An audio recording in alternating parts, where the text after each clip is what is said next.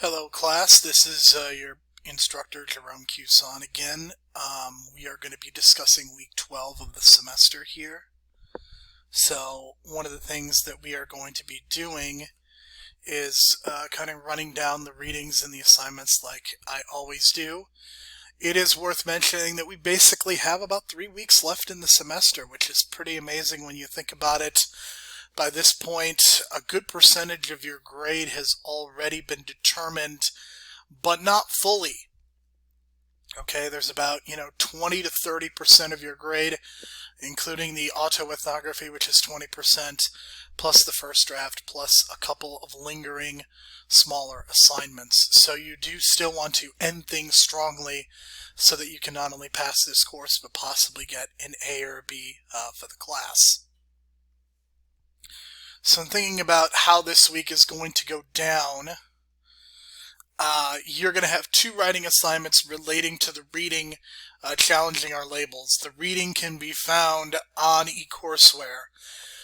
What is worth noting, though, is that for the discussion board this week, you should actually complete this before the reading.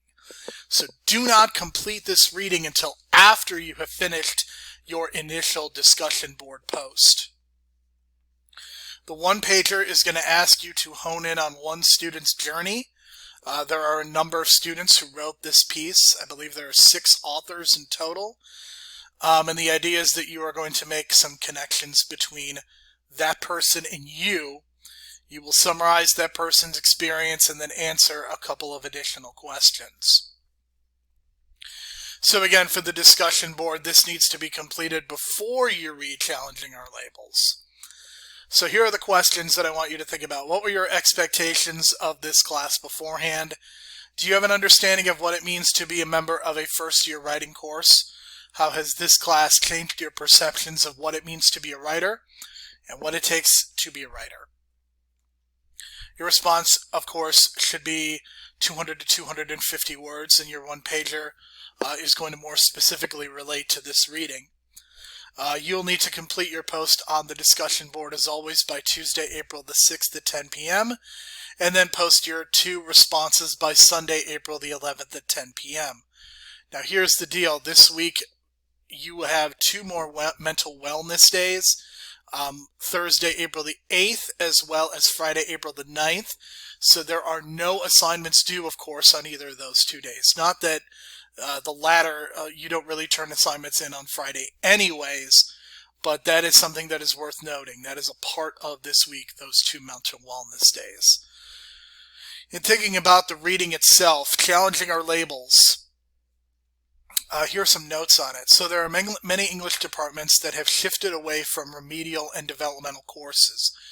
Very often there are students who would come in and they would take classes that would not be college level technically, but they would be referred to as developmental courses, and then they would not count for credit or college credit, or they would be counted as an elective. Okay, a lot of colleges, especially universities, less so community colleges, although even in Tennessee there are no developmental courses. Or if they are directly attached to the English 1010 classes. So a lot of schools are doing what are called stretch programs, where there may be additional classroom time or tutoring support. This 1010 class is not necessarily considered a version of this, but there are definitely times where I have taught classes such as this. So what's really important is that with the reading unmasks the language of remediation. Many students do not understand this term and the expectations which come from it. The kind of class you are in can affect your relationship with both the classes as well as the professors. Many of the students would be considered part of an underserved population, although they made it into a 4-year school. Being slotted in remedial classes made them feel like outsiders. Okay, so Arturo, who is one of the students, specifically makes a comment, and he says that he is determined to use his fear as a kind of motivator.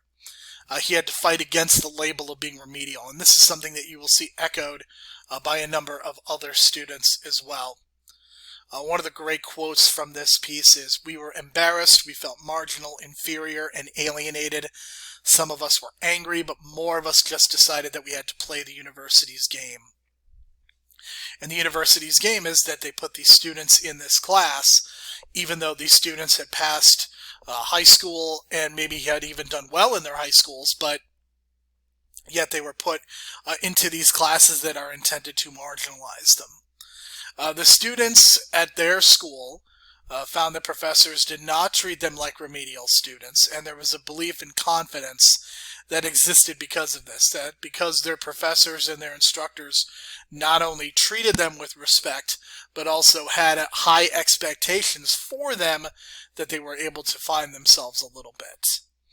The students were challenged in mirroring work that was being completed by graduate level students, which is something that, some of the readings that you've done for this class definitely have been done by graduate level students. Another student is named Esther. Esther specifically was shocked that the professor did not take out a grammar book and begin teaching the students from that. I am sure that many of you may have had that experience. Again, even though this is not considered to be an English Developmental 1010, I'm sure some of you may have thought that this is what the class was going to be about. Part of what you need to do is to understanding how the students came to be slotted into remedial classes. This is something that they get into. The failures of our education system to ensure that these students are considered to be prepared for college. Students decided to conduct research on the tests and wondered why teachers of remedial classes were often not paid very well. Social and economic class helped determine the level and quality of education, helped create actual change at their school. That's one of the things that they come to a decision on. So I think this is a very good reading, and this is one that is written by students, so I think it is a lot more approachable, perhaps, than ones we have done in the past. And I think it's a good reading. Even if you guys are not considered to be developmental, I think it's a really good way of understanding our education system better and understanding marginalized voices within that education system. So what I want you to do for your one-pager this week is to first read Challenging Our Labels and then identify one student. Be sure that you pick one student. Do not pick more than one person. Okay? Focus on this one person's journey. In the first paragraph, I want you to summarize their experience, focus on what they said, and not on your own opinion viewpoint. That's going to come later. Describe what they went through and how their perception of developmental writing changed. In the second paragraph, identify why you chose the author you did. What aspect of their experience did you connect with? What do you have in common? What are some differences?